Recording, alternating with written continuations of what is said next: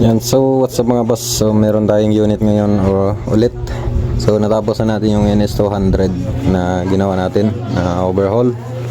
So may dumating na naman na Roser 180. Yan.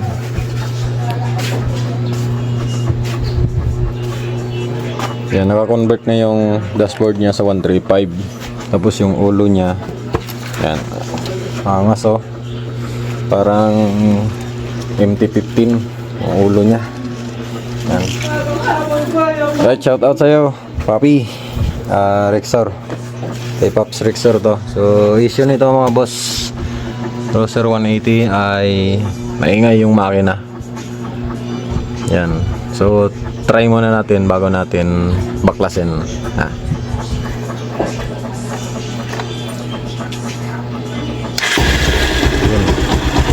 Nagbabackfire pa. Yan mga boss.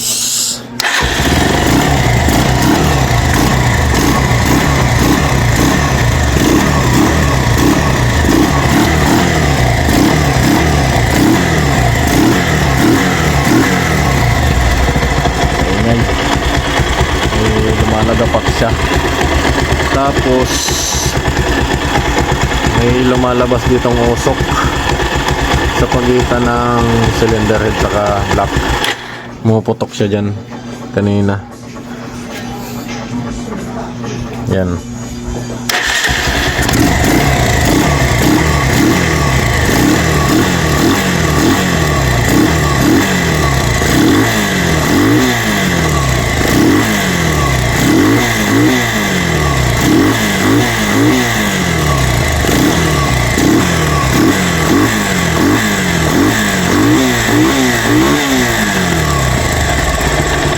Sinisingaw siya dyan sa gilid.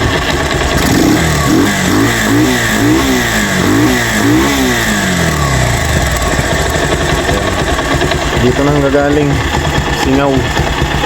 Pumuputok dyan kanina. Yan o. Roser 180.